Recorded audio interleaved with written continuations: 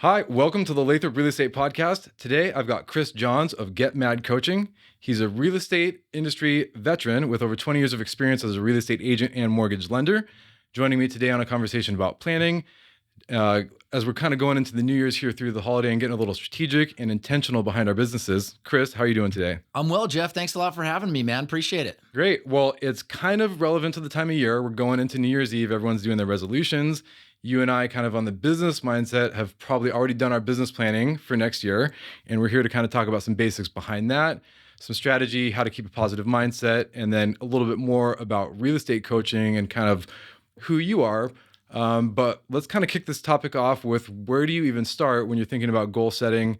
And obviously half the plan is where you want to go, and then the other half is how do you get there. But maybe that's enough for you to kind of jump us off with our topic here today. Yeah, no, sounds great, man. So as far as business planning goes, I kind of consider it to be an old school and a new school approach. So when I first got into business back in 2004, the old school approach was that you would, draft this 15-page business planning document and hand it in to your broker. And then really what happens is that document gets put in a file cabinet and you don't look at it again. And then on December 31st, you pull it out of the file cabinet and you say, hey, did that happen? And most of the time it didn't. So the way that I coach my students is we business plan with a scorecard. It's a lot like a report card in high school, where month after month you are evaluating your activity as far as, grading your leads, your closings, compared to your goals. And then I literally have people grade themselves. I got a B this month.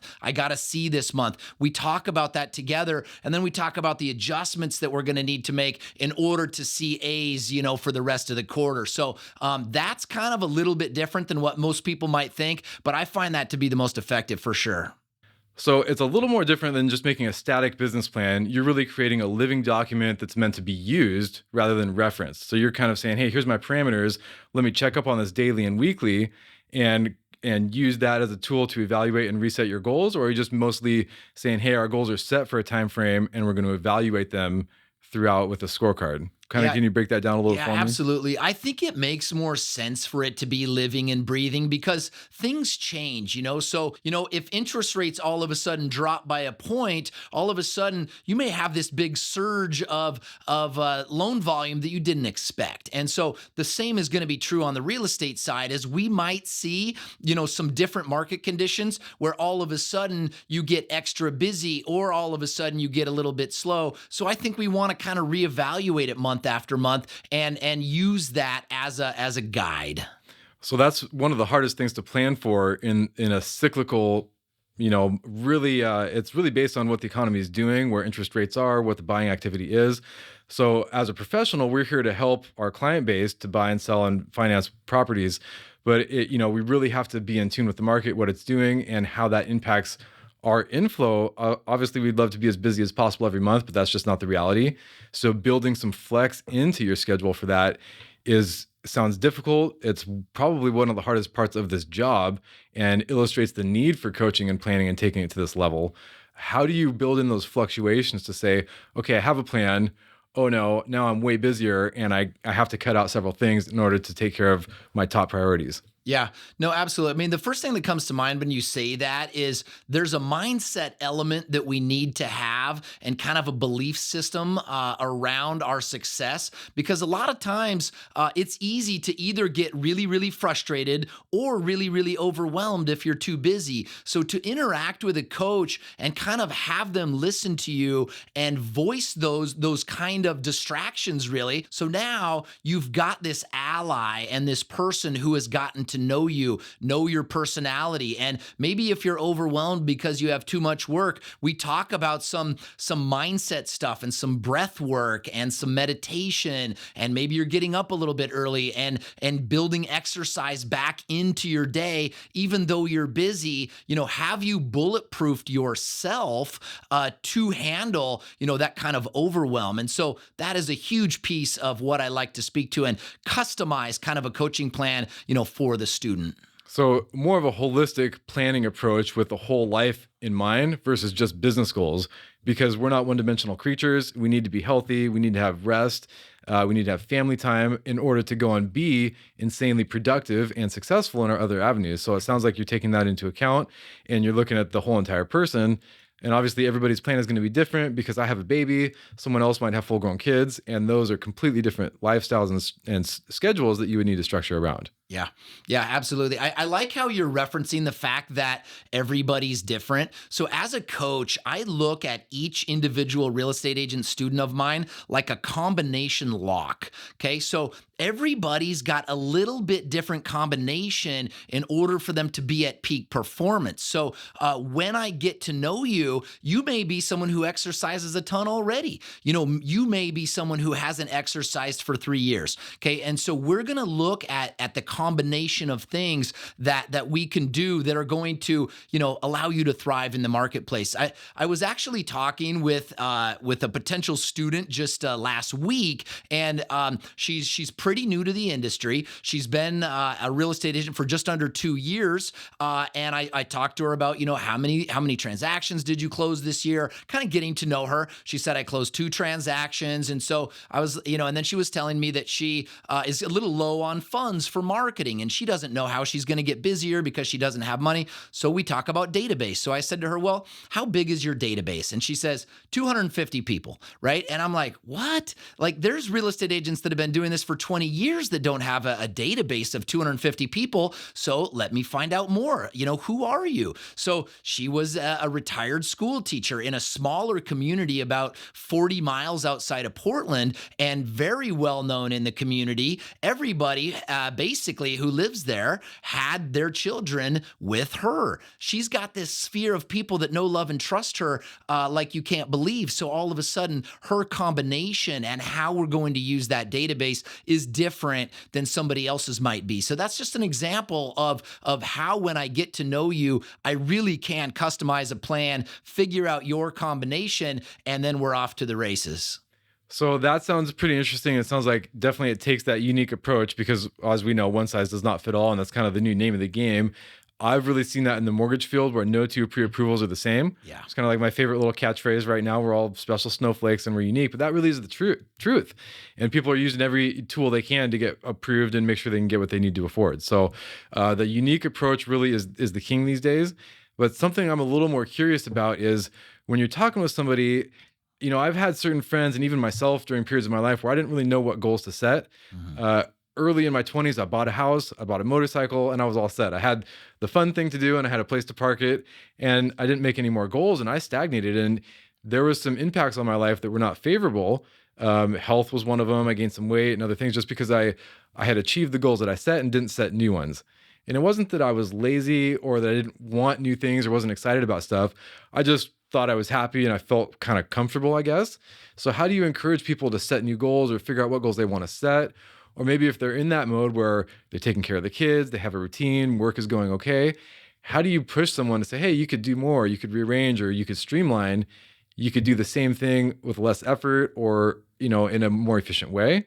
Or maybe you could be doing even more with the time that you already have by restructuring in the same tone. So what do you think about kind of that idea for people that are, they know they want to do more and they have the capacity for it, but they're just not sure where to start and how to even set those goals in the first place? Yeah, no, I like that a lot. There's a lot to that question, and let me kind of start like this. So the king of it all is accountability. Okay, and so whether you you didn't have these disciplines and this accountability in place in that example that you gave, where you were kind of checking in with somebody and saying, hey, is what I'm doing right now aligning with my goals? So what we do in my coaching program is we do start very early on in the process with some goal setting, so I understand who you are.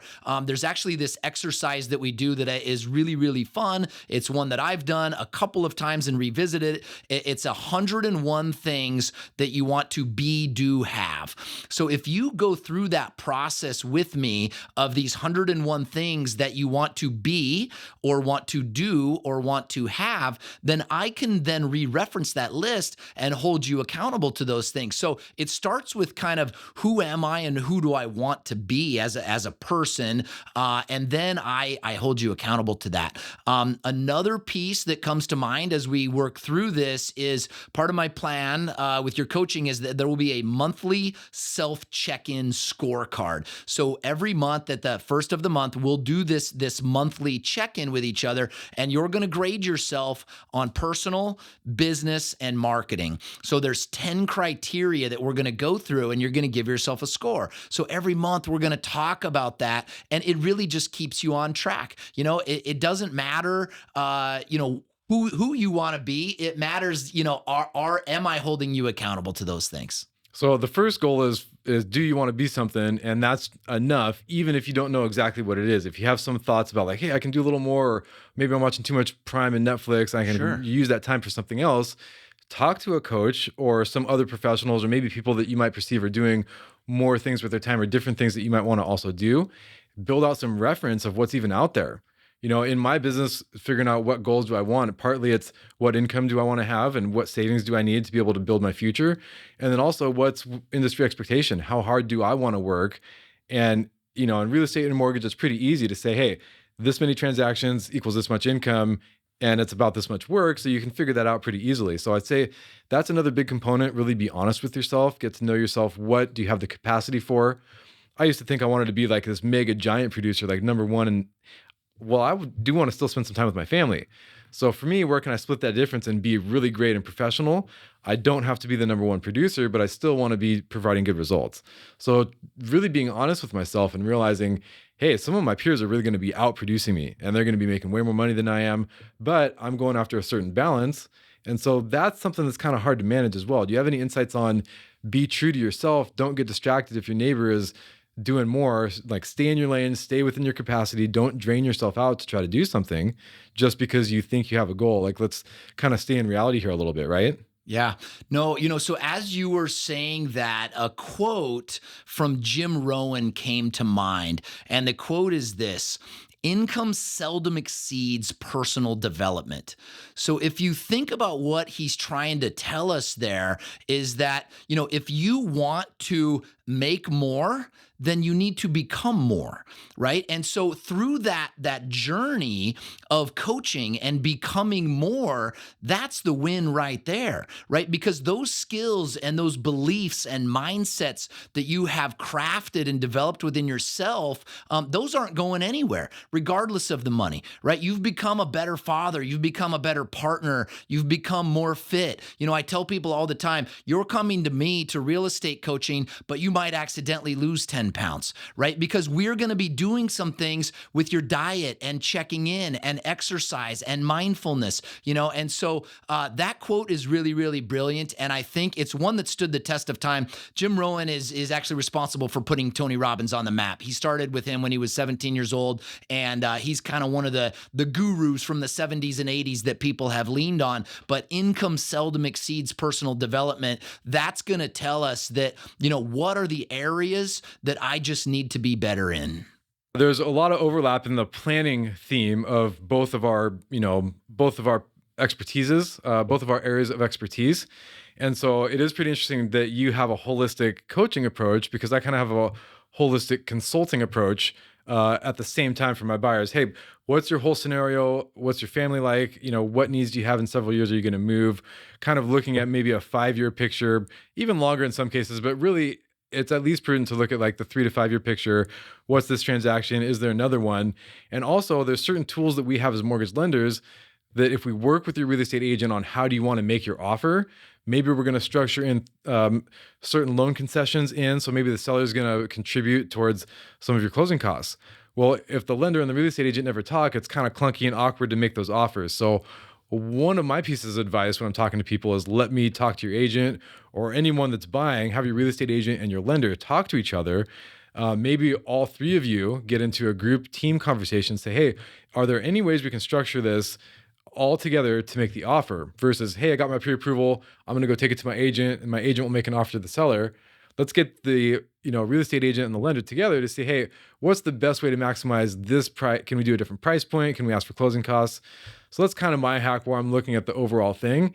And the only tweak that I suggest for people that a lot of people aren't doing is introducing your real estate agent and your mortgage lender so they can kind of take that holistic approach one step further. Yeah, no, I completely agree with you. I mean, like you said, to kind of introduce me is, I did mortgage lending for 20 years as well. And I can't agree more that the real estate agent and the lender are just not working closely enough, because there are some opportunities to, uncover some loan programs that the real estate agent and the buyer likely don't even know about. Like, it doesn't matter if it's temporary buy down programs, buying out PMI. There are so many different things than the 5 or 10% down 30-year fixed. And so to give us the opportunity to really help you, it's just a mistake not to. Well, yeah, and like we have some specialty programs that are a little confusing. So, it's like a game of telephone. If I tell that to you and then you tell that to your agent and then the agent tries to communicate that to the seller, it might not go full circle. And so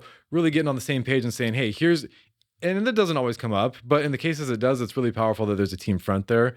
So I think we cannot understate the planning aspect of both of what we do at all, because it's kind of the foundation to everything. Yeah, no, I think as you were saying that, something that came to mind, and people don't like to hear this, but sometimes you have to get out of your own way. It is, instead of thinking that you know the answer, have an open mind as a buyer to what loan programs might be out there, some blind spots that you might have, and then as a real estate agent, same thing. Take the wall down a little bit and hear out the lender on maybe some options. If you guys work together in 10 minutes, you may uncover a way to save the buyer, 10 grand over the next couple years, plus $200 a month on their payment. If you will just talk for a minute and understand the options that are out there. Yeah, and I think that's such a big hack because there's no charge for a team representation. You already have an agent, you already have a lender. They don't charge you upfront for their services. So it's like, why wouldn't you build out a team? Just like getting lawyers on retainer for free, and it's already paid, and it's not coming out of your own pocket for at least the buyer right now in Washington. Yeah, no, I completely agree. I mean, it's a good point. And honestly, when you and I began to prepare for this podcast, we talked about something really similar, is that lenders are helping buyers with credit repair at no cost. As a lender, you're not even allowed to collect any kind of payment of any kind, even if you wanted to. So, buyers aren't taking advantage of the skill set that lenders have when it comes to credit repair. Do you want to talk about how you are doing that with your clients right now and in that way? Yeah, this is one of my favorite hacks, because anybody that wants to eventually buy a house or do anything with their credit score, you want to know what your score is and whether or not it needs work. And when it comes to your credit report, the most comprehensive credit report you can get is a mortgage report. It's going to show all 3 bureaus and all your scores for every account that you have. And the mortgage professional especially is really experienced at looking at these and knowing, hey, either this works or doesn't work. And like in my case, I can save you on your monthly payment or your cash to close between a 719 and a 720 credit score. So 1 point can make a difference for my client. You better believe I'm looking for that to have a competitive edge over the other loan officer that didn't educate the client on that. Like, hey, you're really close to getting $30 a month better on your payment. You can pay this one account down by $500. Your score will go up 1 point, and it makes a difference. And in some cases, 1 point might not make a difference, but you'd be surprised how many scenarios we're in by 1 point, which you probably experienced that yourself, where someone comes in at, say it's a 699 credit score versus a 700. Now you're doing an FHA loan instead of a conventional loan, and it can change everything. Yeah. So taking that approach and saying, oh, hey, look, here's what I see, you really evaluate the whole transaction. But that's a big hack, because you don't have to do a loan with the mortgage person for them to look at your credit report and talk to you and have a conversation. You do have to talk to them and schedule a phone call. And that's about it. They might want to get a loan application to support that. But that's a huge resource versus, and I don't want to step on anyone's toes here, but if you go traditional credit monitoring and credit repair, $100 to $200 a month while you're getting those results, versus talk to a mortgage lender. We'll run a score estimator and say, hey, if you did this, you could get that. And then you do that over the time frame and you get the same result for free. Yeah. And then you put yourself into maybe purchasing some real estate and you already have a relationship with that professional. And if it went well, now you can trust them. And if they give you a reference for someone else, you can trust that. So it's a great way to start your relationship and vet the loan officer as well. And also maybe get some free advice out of it that's a huge benefit to you down the road. Yeah, no, I love that. I mean, as loan officers, I know that you have access to tools to do some very quick credit analysis, where you can use what they call like a wayfinder or some kind of a credit score simulator, and basically it'll give you a computer printout of the recipe on how to raise this person's score 5 points, 10 points, whatever it is. And like you said, a lot of times it can be very, very easy to do. When I used to talk to consumers about their credit score, I would call it like chess pieces. So you might have 8 chess pieces on the board, and those are all of your different loan trade lines, and then if I can just rearrange those same chess pieces on the same board, your score will go up 30 to 40 points. So give us an opportunity to do that, and it's a no-brainer. Yeah, and that's where the experience comes into play of, having some years under your belt and having done multiple different types of transactions.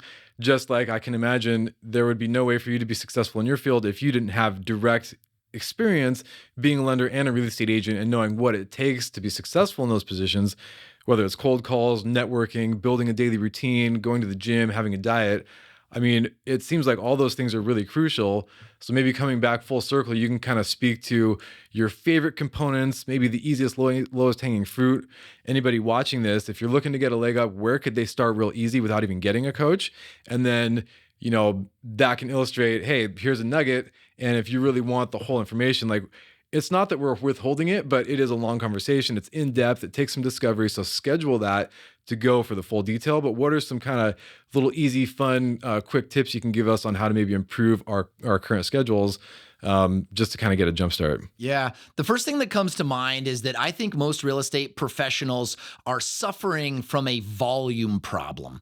They are just not doing enough, right? And so I'm not telling you that to overwhelm you, because people are busy, they have busy lives, but have you sort of audited your processes for efficiency? And that's what coaches can do, is they can say, hey, let's do this. Let's kind of design this power hour, so to speak, that some people call it, where every Monday you're going to do this activity for an hour. Every Tuesday you're going to do this activity for an hour, and I'm going to check in on you. I use a lot of text messaging and emails to communicate with my real estate agents to make sure that they are on track. There's this volume conversation that I want to talk about that has to do with consistency. So let's just do some easy math here and say that I ask you to make 10 phone calls a week.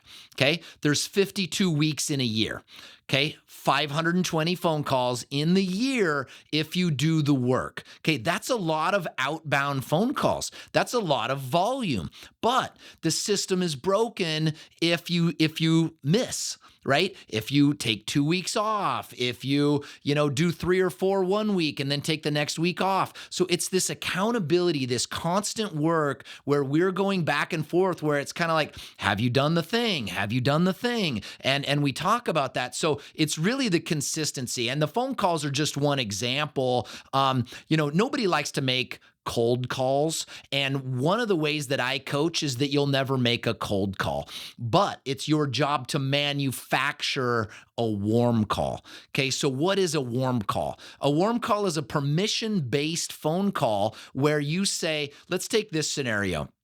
Okay, we are beginning a real estate transaction today.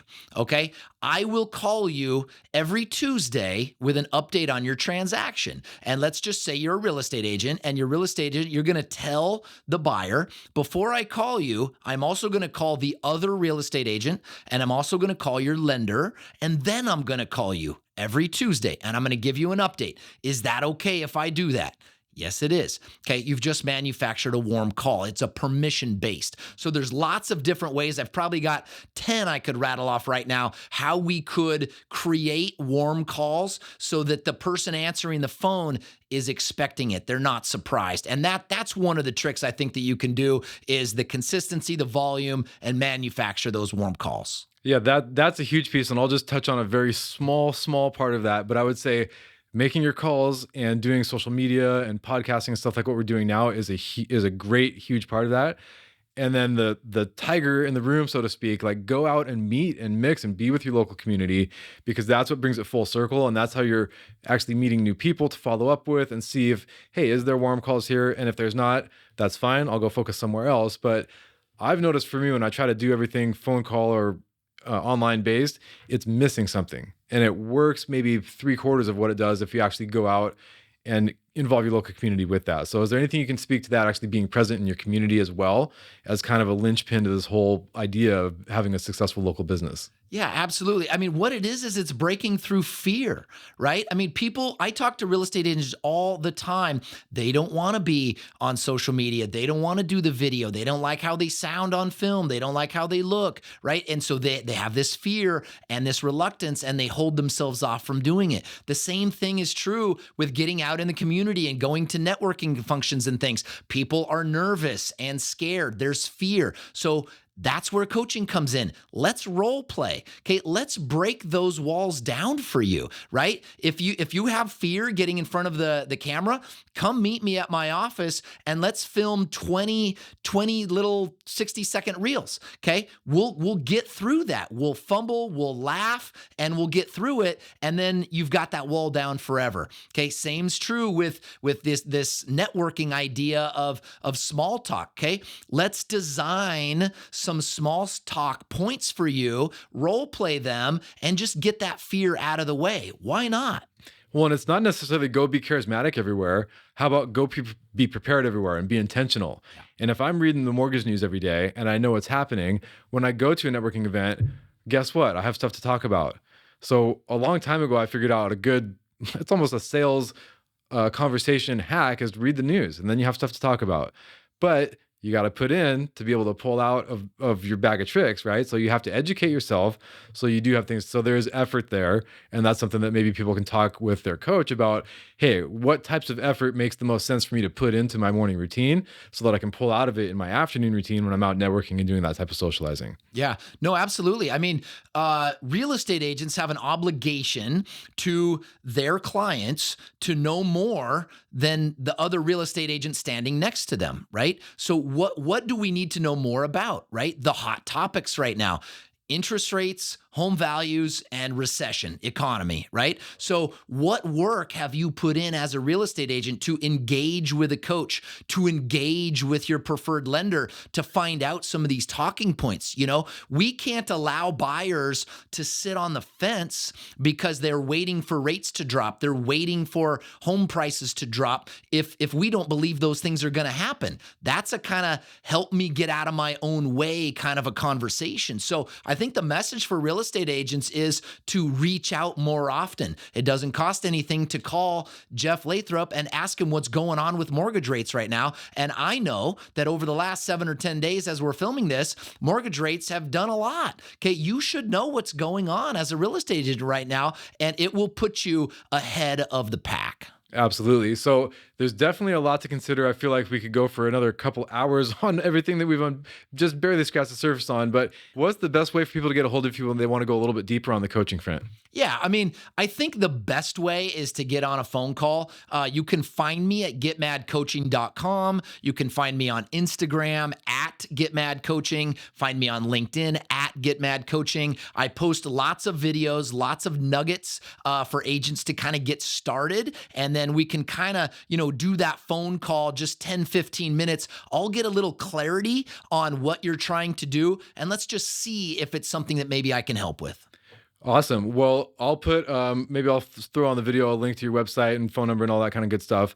And to risk our reputations and our expertise for the last very portion of our outro here, what is your outlook for 2024? And what do we think we can expect in the real estate market? Obviously, you're more focused on helping individuals probably be their best selves within that market that you know about, but what do you think we're looking forward to for 2024 and beyond? As far as a real estate agent goes, I think you're going to find that 2024 is competitive, right? Here's another Jim Rohn quote: "Don't wish it were easier, wish you were better." Okay, that's the mindset that you want to take into 2024, because all of these same real estate agents are competing for the business of the same buyers and sellers, okay? So the only way to stand above the crowd is to be better, pour into yourself and figure out the skills that you're lacking in, and then work on those. Sharpen your sword in every single area that you can. If you're not great on camera, get good on camera. If you're not doing handwritten thank you cards and cards like that,